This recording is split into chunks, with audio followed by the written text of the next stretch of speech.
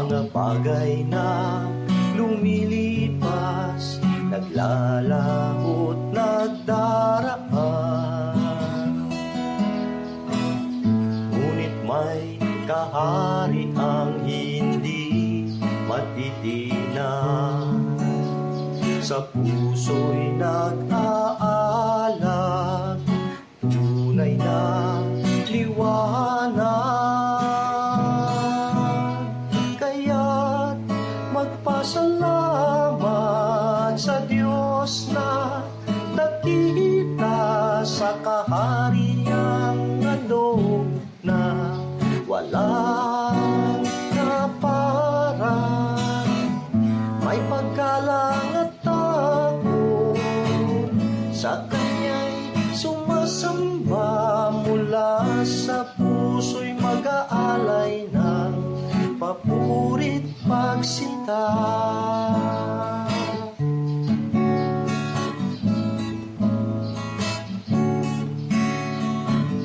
Sa mga pagsubok at mga hamon sa buhay, hindi magpapatinag, ang Diyos ang siyang gabay.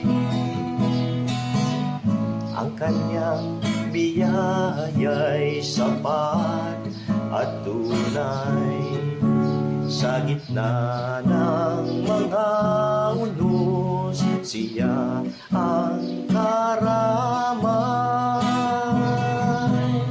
Kaya't magpasalamat sa Diyos na dakila sa kahariang handog na walang kaparan.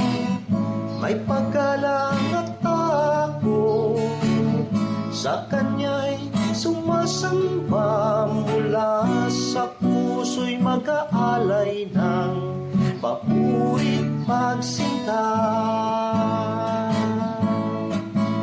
Ang Diyos ay apoy na naglilinis, sa Kanyang presensya tayo'y magpakumbaba.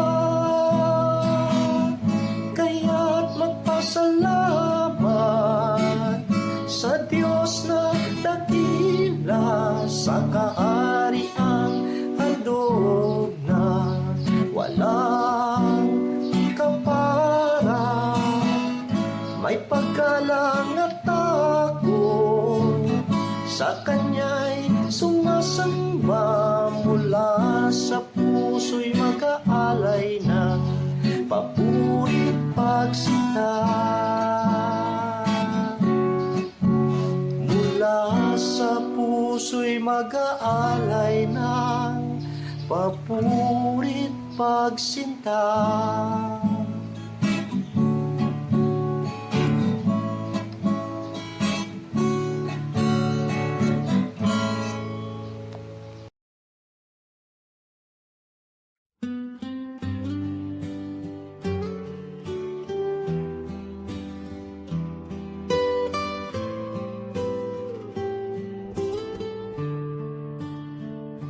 Open the Bible, hear God speak.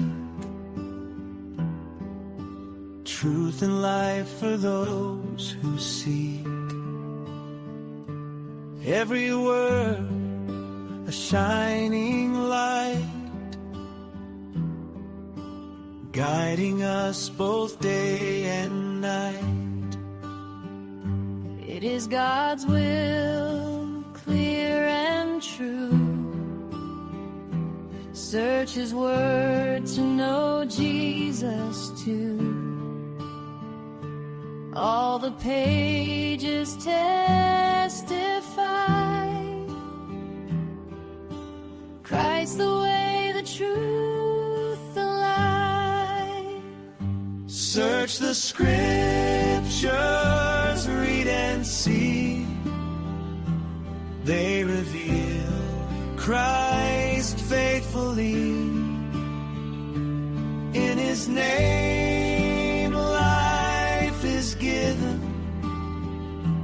eternal life, the hope of heaven.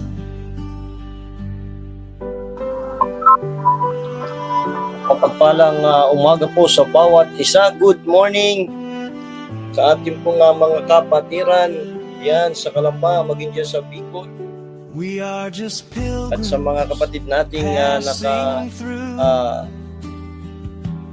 nasa This online world is not at our kasama na natin final dito sa ating pong morning devotion. Good morning kay God's Brother word Carlito our Ventura, His truth our guide.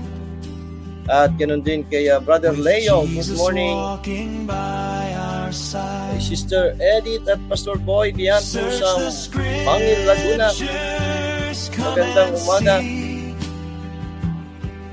They lead us to At kay Linda Pauline, eternity.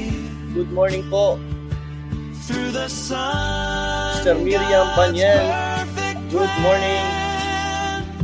Life eternal At in the kasama na rin po natin ngayon great si I Spiritual Head, Am. Boy Kill, good morning Search po. the scriptures, Maria read Lourdes and Ventura diyan sa see. Kalamba. Magandang umaga po. They reveal Christ At faithfully. kay Mamo, In His morning po kay Mamo. name, life is given, eternal life. Sister Gemma Gliponeo diyan po sa Naga City, good morning po. Kay Sister Virgie Adriano, magandang umaga po.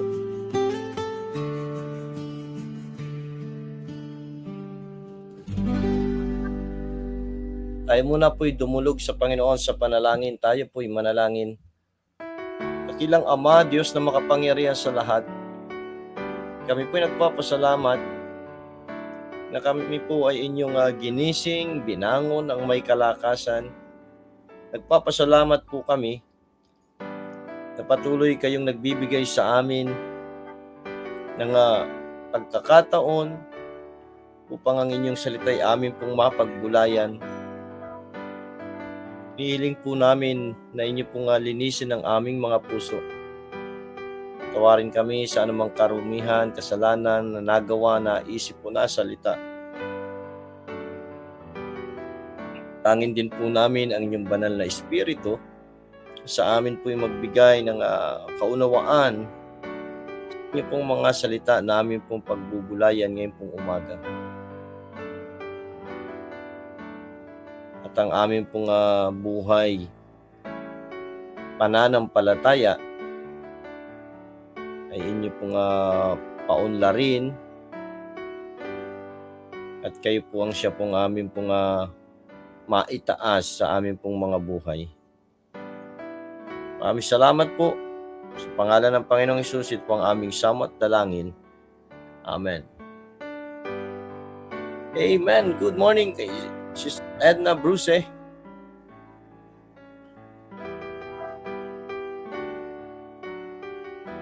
At kahapon po ay talakay natin hanggang verse 5 sa ating pong pag-aaral ay kahapon nakita po natin yung warning ng Panginoon. Hindi lamang sa mga wicked, maging sa atin po ng mga righteous, ito po yung warning, paalaala sa atin ng Diyos. Ngayon dito sa verse 6, ito po ang ating pagbubulayan mula sa verse 6 hanggang verse 8. Ito po ang sabi ng Bible. For promotion cometh neither from the east, nor from the west, nor from the south. But God is the judge. He putteth down one and setteth up another. For in the hand of the Lord there is a cup, and the wine is red. It is full of mixture, and he poureth out the same, but the dregs thereof. All the wicked of the earth shall wring them out, and drink them. Ang Diyos pong magpala sa kanyang mga salita na ating pong nabasa. At ito po ay muli pinapakita ng Bible dito na ang Diyos ang tangi pong hukom. God is the only judge dito po sa bahaging ito. At ilang bagay po yung mapapansin natin. Sabi ng Bible, sabi sa verse 6, "For promotion cometh neither from the east, nor from the west, nor from the south." Promotion. Yung pong exaltation, hindi po manggagaling sa mga worldly powers. Yung promotion, hindi po manggagaling sa mga authority dito sa sanlibutan. Hindi po doon manggagaling yung promotion. At kanino po manggagaling? Wala pong iba kundi sa Diyos. Wala pong iba kundi sa ating pong Panginoon. Minsan, yung ang tao, minsan kahit nga tayo na mga anak ng Diyos minsan, mga mananampalataya, pinaghuhusay, pinagbubuti yung kanyang ginagawa. O kung sa trabaho, pinagbubuti yung trabaho kasi para ma-promote. Ang totoo po, hindi naman galing doon sa boss ninyo sa trabaho, doon sa mga unsaved o unbeliever nating mga boss sa ating pinagtatrabahuhan, ang promotion. Kaya yung iba, papakitang gilas kapag sa kanilang sa workplace kapag papansin kami ng boss. Paghuhusayan ko para mapansin kami ng boss, para kami ay para ako'y ma-promote. Ang akala nila ay yung mga authority dito sa daigdig ang nagbibigay ng promotion. Alam po, sa atin po ng mga anak ng Diyos, dapat lagi nating tandaan, nanggagaling po yan ay sa Panginoon. Kaya nga sabi dito sa verse 6, "For promotion cometh neither from east, nor from the west, nor from the south." Kaya kung gusto natin, ma-promote tayo sa trabaho, ma-exalt tayo sa ating trabaho, hindi tayo dapat doon nagpapapansin, kundi sa Diyos tayo magpapansin. Unahin natin pa rin ang Panginoon. Minsan po kasi, pinagbubuti natin sa ating po mga gawain, trabaho dito sa mundo, pero sa harapan ng Diyos, hindi natin pinagbubuti. Ay ang Panginoon po ang may kakayanan. Ang Panginoon ang may kakayanan baguhin yung puso, pagdesisyonin yung ating boss para sa ating promotion, di ba? Ang Diyos. Kaya hindi nanggagaling din sa worldly powers, kundi po sa ating pong Panginoon. Kaya ano po yung gagawin natin? Unahin natin siya. Kaya nga po ito sabi ng Bible, di po ba? Sabi ng Panginoong Hesukristo, "But seek ye first the kingdom of God and His righteousness, and all these things shall be added unto you." Unahin natin ang Panginoon. Unahin natin ang ating Diyos sa ating pong buhay. Siya po mag-promote sa atin. Ito sinabi ko na rin kahapon, kagaya ng sinabi ni Apostol Pablo, ako nagtanim, si Apollos ang didilig, pero ang Diyos ang nagpapalago. Ang Diyos ang magpapalago. Kaya doon sa atin po mga ginagawa, gawin natin para sa Panginoon. Kung tayo ay nasa trabaho, at itong trabaho na ito, ginagawa natin dapat para sa ating Diyos. At alam niyo po, ang Diyos ang magpo-promote sa atin. Ang Diyos ang magbi-bless doon sa ating ginagawa. Kung tayo ay mayroong mga pinagkakakitaan o negosyo, gawin natin para sa Panginoon. Ang Diyos ang magbi-bless. Para sa Panginoon. Maging sa mga nag-aaral, minsan abalang-abala sa pag-aaral at talagang maraming pinaghuhusay, pinagbubuti yung pag-aaral. Bakit natin paghuhusayan yung ating pag-aaral? Gawin natin para sa Panginoon. Kung magkakaroon ng conflict sa ating o kahit na pagod ka na sa pag-aaral, pagod ka na sa trabaho, pagod ka na doon sa iyong negosyo at merong dapat gawin para sa Panginoon, ba't hindi tayo ba't hindi mo pa rin, di natin gawin pa rin? Nakakapagod, physically napapagod ka na, pero ito meron gawain, may activity para sa Panginoon, di gawin. Naalala ko yung isang kwento ng isang mananampalataya sa akin. Dumalo siya, dating kasama namin sa church at hanggang dumating sa punto na lumipat siya ng simbahan. Lumipat na siya ng church. Minsan naka-fellowship ko na minsan, sabi niya sa akin, Pastor, ito yung kulang sa atin, mga Baptist. Ito yung kulang, ang kulang sa atin. Ang galing natin mag-akay, ang galing natin, kaya nating mag-imbita, kaya natin mag-soul winning. Pero ang kulang sa atin, yung disipuluhin sila, yung discipleship. Tapos sabi niya, nakita ko dito dito sa isang iglesia, sa isang simbahan na ito na nadaluhan ko. Yun ang isa sa malakas sa kanila. Ano po, yung discipleship nila ginamit nila sa isang sa small group. At binigkatiwalaan siya nung pastor ng isang grupo. Alam niyo po, yun ang ginagawa niya. Pinakita niya na kahit na mataas, meron na siyang magandang posisyon sa kanyang trabaho.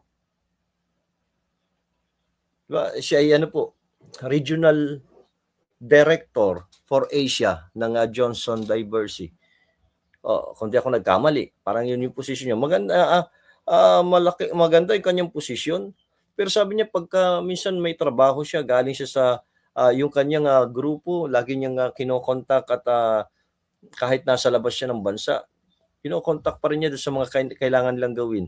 Tapos pag siya'y darating, kahit kagagaling pa lang niya sa airport at nagkataon na meron silang meeting nung kaniyang group, small group, pupunta pa rin siya kahit pagod.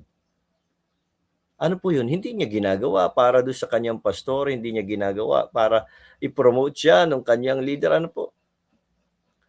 Para sa Panginoon. Kaya yung challenge niya doon sa ibang mga kasama niya sa group, ang katwiran ay pagod sa trabaho, maraming busy sa trabaho. Sabi niya, bakit ako hindi ba ako busy? Pero sinisikap ko pa rin gawin para sa Panginoon. Ano po, minsan ganito tayo Minsan nagkatwiran natin, hindi ako makapunta sa ating gawain kasi pagod sa trabaho, daming ginawa. Hindi ako makapunta sa ating prayer meeting kasi ganito. Ano po, minsan ano po ang totoo? Kaya pa rin naman natin pumunta kahit na tayo napagod. Ang kulang lang ay talagang ayaw natin. Ay sabi ng Panginoon na huwag nating kaligtaan ang pagtitipon o huwag nating pabayaan. Kaya ito po, minsan nais natin yung ating panalangin tugunin, i-bless tayo ng Panginoon, ma-promote tayo do sa ating trabaho, yung ating pinagkakakitaan ay palaguin ng Panginoon. Kaya lang, paano palalaguin ng Diyos? Kung ang Diyos ang magbibigay ng kalaguan at katagumpayan sa ating mga ginagawa, paano niya ibibigay kung hindi naman natin siya inuuna? Diba? At iniisip natin, dito manggagaling. Kapag ito nagawa ko, mapupromote ako. Pagka ito nagawa ko, uunlad ito. Lalago itong aking kabuhayan. Ang linaw po na sabi ng Bible, for promotion cometh neither from the east, nor from the west, nor from the south. Kundi kanino po manggagaling? Sa Diyos. Sa Diyos. Sa ating pong Panginoon.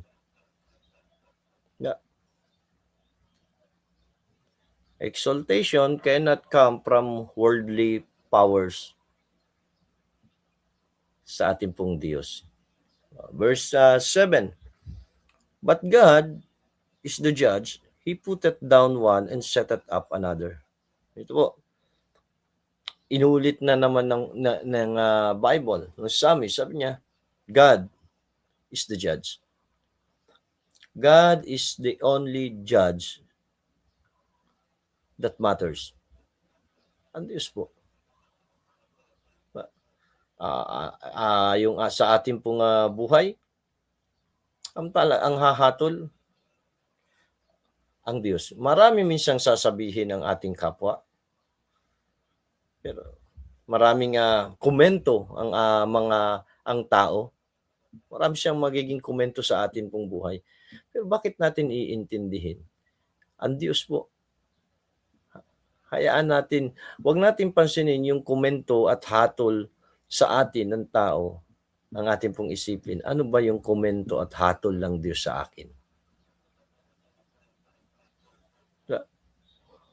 Kasi ang tao, kahit marami ka nang gawin na kabutihan sa kanila, laging meron makikita yung pangit, masama, negatibo sa iyo.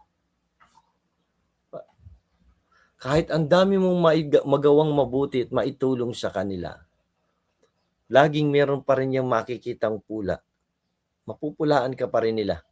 Bakit? Ay tayo naman po'y makasalanan, hindi naman tayo perpekto. At minsan yung mga pumupuna, nagkokomento ng mga negatibong komento sa atin, minsan sila pang mas masahol. Kaya wag na nating anong tawag dito? Wag na nating intindihin. Ang intindihin natin, ang isipin natin, ano kaya? Kung ano kaya ang ikokomento ng Diyos sa atin? Ano kayang ihahatol ng Diyos sa atin? Bakit? Ang tanging maghahatol sa atin, sa ating pong buhay, ang Diyos. Ang Panginoon. Hindi sino man. Hindi ang iyong kapatid, hindi ang iyong magulang, hindi ang iyong kaibigan, hindi ang iyong kapitbahay, ang Panginoon. Bakit natin intindihin ano man sasabihin nila? Kahit pa anong negatibong bagay ang sabihin nila, wag na nating intindihin. Intindihin natin ano ba sinasabi ng Panginoon.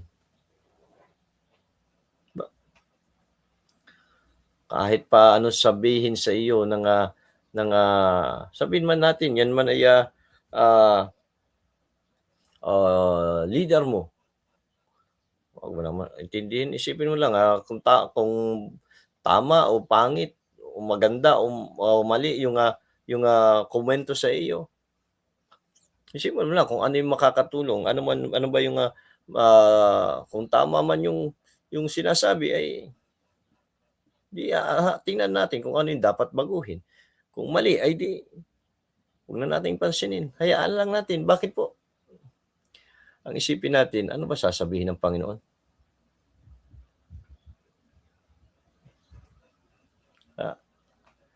Ano ba sinasabi ng Panginoon?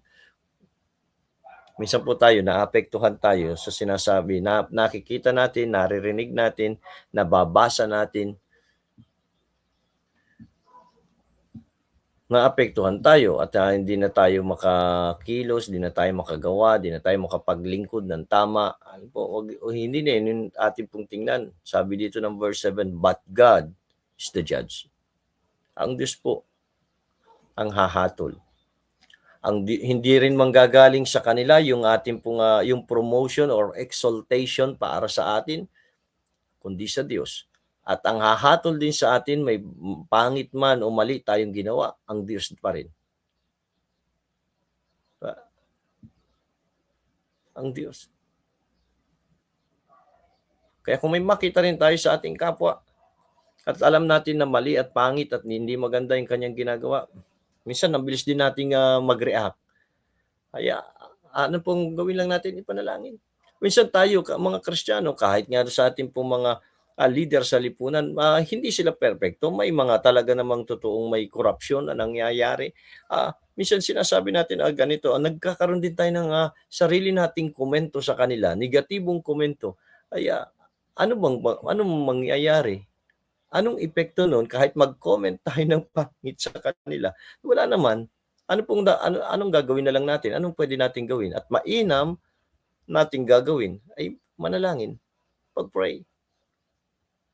Pag-pray. No, alam naman natin ay isa sa solusyon ang kailangan natin ay panalangin pero minsan hindi natin nagagawa. Naalala ko no'n, maliliit pa sila LJ at sila Charis laging kapagka may sinasabi, ah, ga gusto nila ng ganito, kailangan ng ganito, 'di ba? Ang tinatanong ko lang lagi sila ay anong ating gagawin? At alam nila ang sagot. At yun hindi naman ang nasabi namin sa kanila na sagot, magpe-pray na ito din po yung ating ating, ah, tawag dito, pinakamaganda na solusyon, pray. At tingnan niyo po, kahit saang, iglesia, kahit saang church, kapagka araw ng pagtitipon para manalangin, para bang, isang, isang, list na na uri ng, gathering, yung prayer meeting.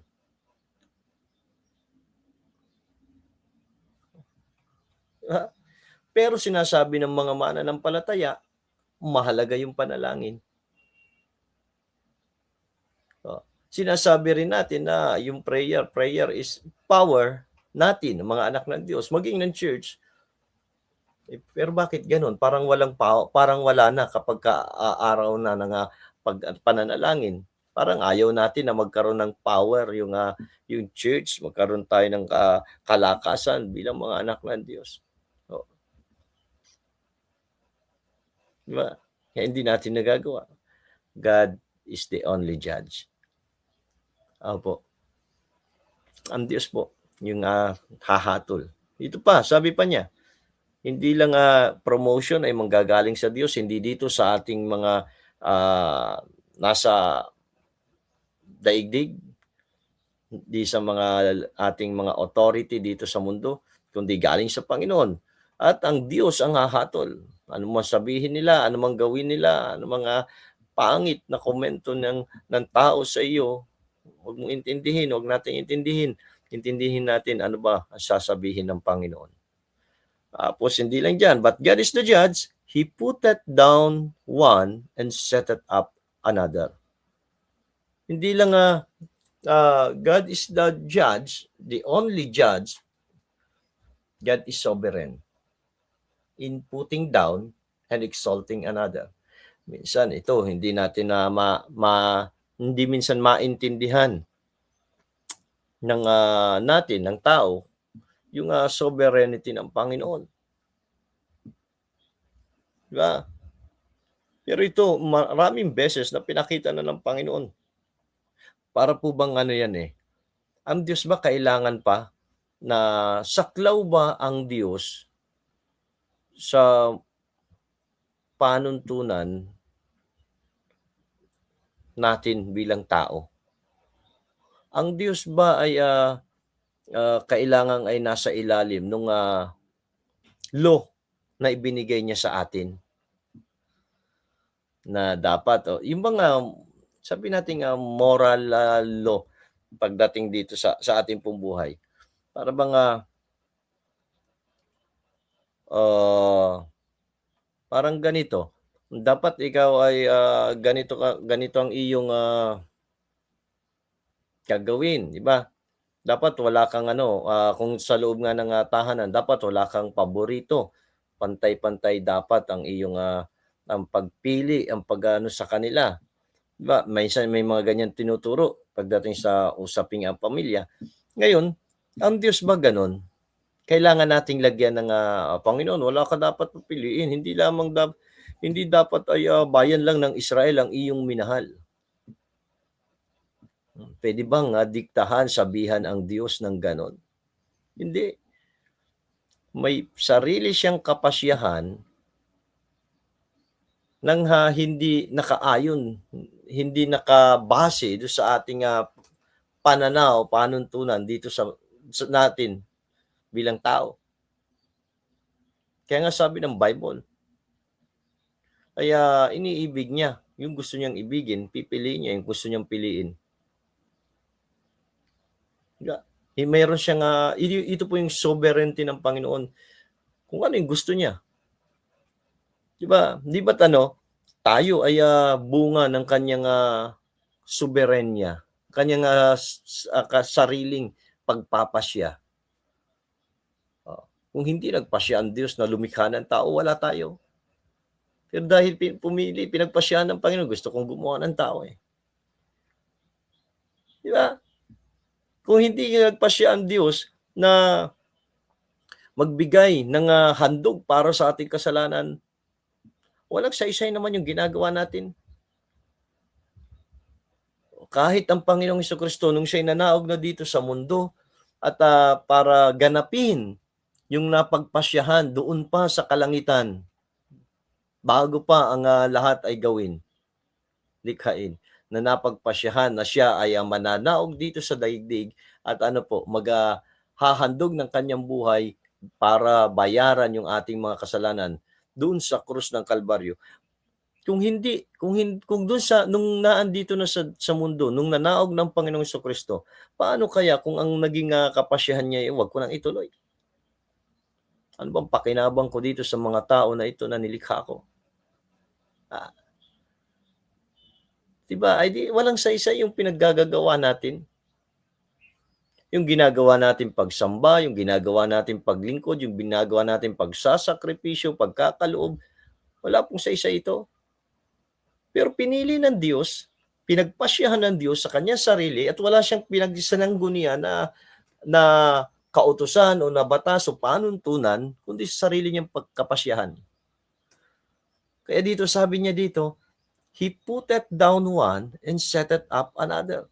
Kung nakita natin, yung isang tao na siya ay binibless, pinagpapala, ay kapasyahan yun ng Diyos. Kung nakita natin bakit siya, hindi naman, sama naman ang ugali nito, hindi naman ito naglilingkod, hindi naman ito matapat, pero bakit ganon? Mas umuunlad yung kanyang buhay. Ayun ang gusto ng Panginoon eh. Nagustuhan niya na pagpalain yung taong iyon, meron ba tayong karapatan na questionin siya? Sasabihin ba natin, Lord, bakit ganon? Ako naglilingkod tapos ito wala namang ginagawa, hindi naman nagtatapat, tapos siya pinagpapala niyo, tapos ako wala pa yung hinihingi ko hindi niyo pa ibinibigay. Pwede po ba 'yon? Alam po, desisyon ng Diyos po 'yon. Kapasyahan niya 'yon. Naalala ko yung isang nag-drive sa amin sa tricycle. Nung pinawi ko yung tricycle at inilipat ko sa iba, nagagalit siya kasi bakit daw kinuha ko, binawi ko, tapos ito lang, iba palang pagmamanehuhin ko, ibibigay ko lang pala sa iba. Sabi ko sa kanya, wala ba akong karapatang gawin sa bagay na pag-aari ko? Ba? Akin naman yun eh, di ba? Bilang sa kalalagayan natin dito sa daigdig bilang tao. Sabi ko, pag-aari ko naman yun, wala ba akong karapatan na kunin yun at ibigay ko sa kanino ko gusto. Ipapamaneho ko kung kanino ko gusto.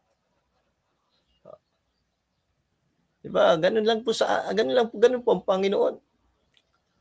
Yung sovereignty ng Panginoon, di natin pwedeng tanungin kung bakit yun ay blines at bakit tayo ay hindi.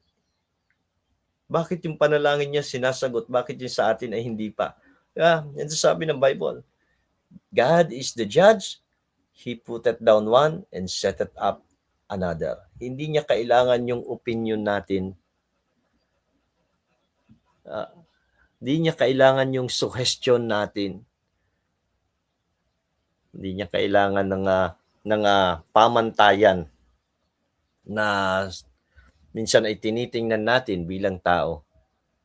Sarili niya itong kapasyahan. Na minsan hindi na maunawaan ng tao. At sasabihin nila, ay hindi patas ang Diyos kapag kaganyan. Kung ilagay natin yung sarili natin, halimbawa na lang, sa Panginoon. Diba, baka nga mas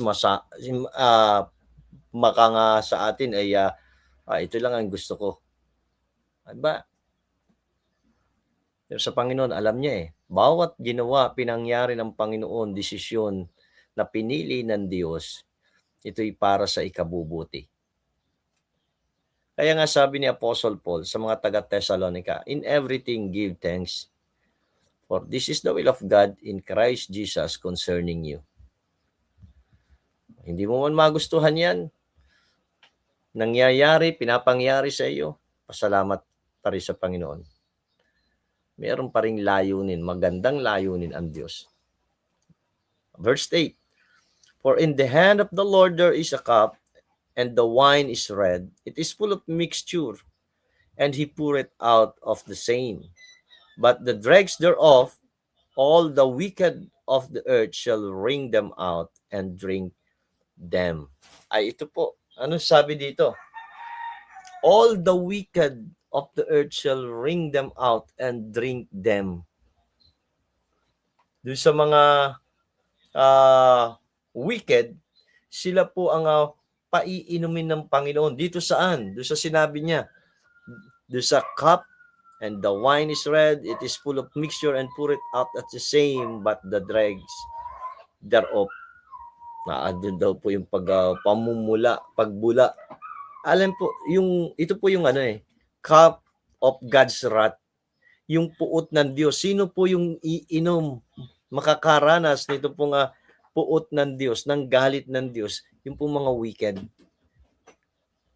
Yung mga wicked. Kaya nga sa kanyang pagbalik, para hatulan ang mga anak ng Diyos, maging yung mga hindi nananampalataya, sa atin na mga anak ng Diyos, yung hatol niya ay para bigyan ng gantimpala tayo sa ating pong mga ipinaglingkod.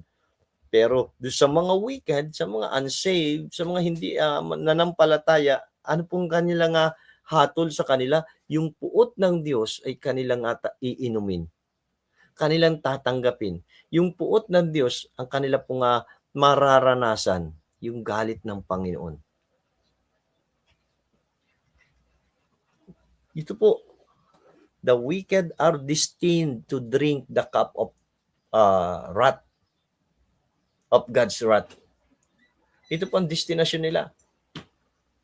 Itong mga masasama, itong mga hindi nanampalataya, ang destinasyon nila ay inumin ito pong galit, saro ng galit ng Diyos. Kaya nakakatakot ito pagdating kung dadating na itong panahon na ito.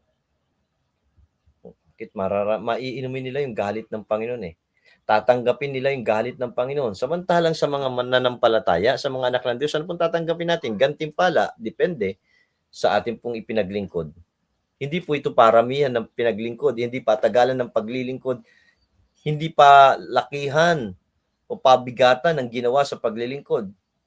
Kundi ano pong tinitingnan ng Diyos? Yung ating puso sa ating paglilingkod. Yung ating puso. Bakit tayo naglilingkod?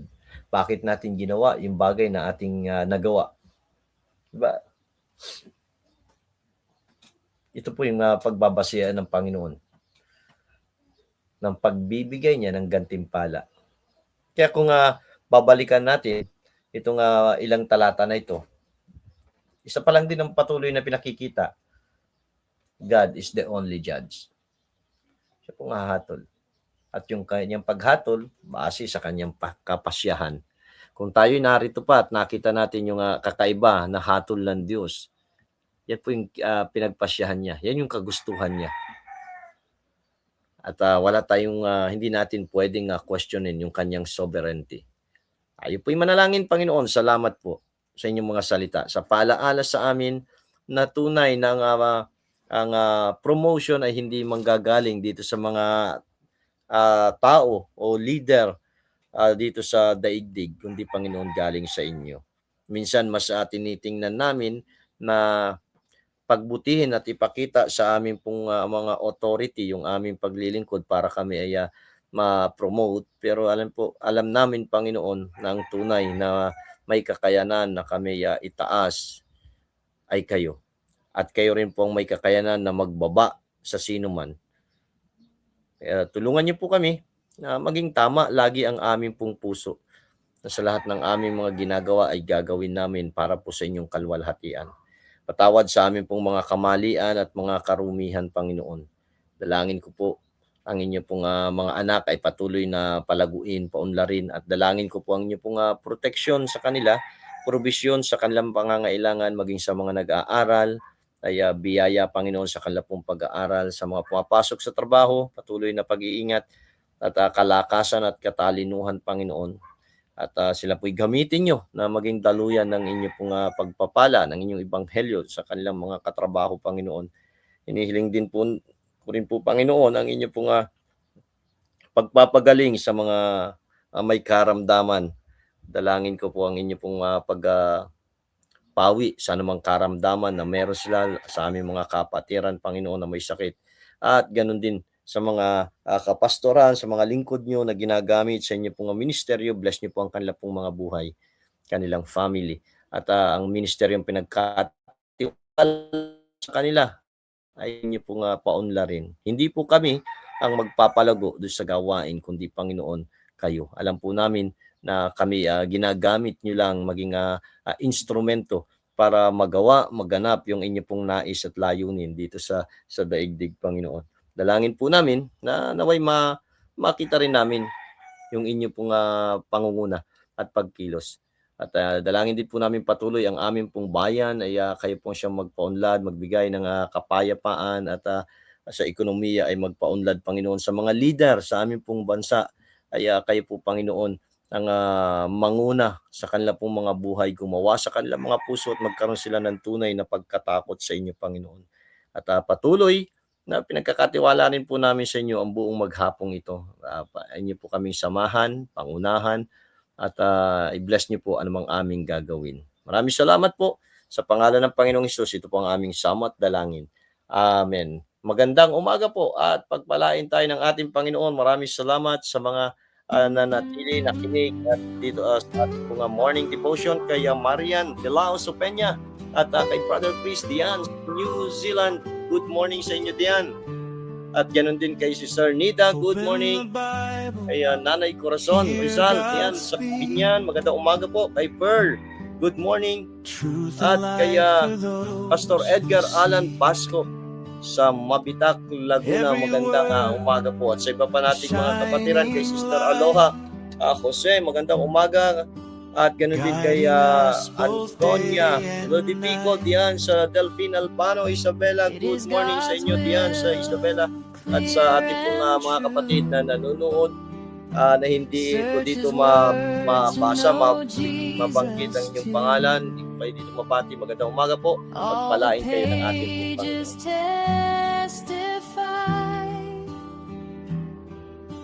Christ the way, the truth, the light. Search the scriptures, read and see. They reveal Christ faithfully. In His name life is given, eternal life, the hope of heaven.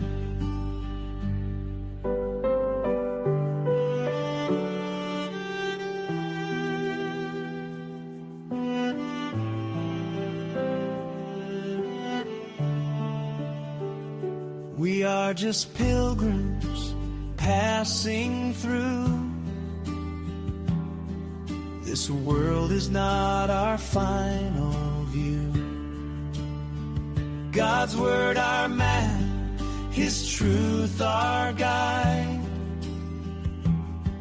With Jesus walking by our side. Search the scriptures, come and see. They lead us to eternity. Through the Son, God's perfect plan.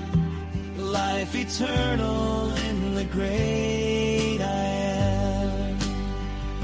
Search the scriptures. reveal Christ faithfully. In His name life is given, eternal life, the hope of heaven.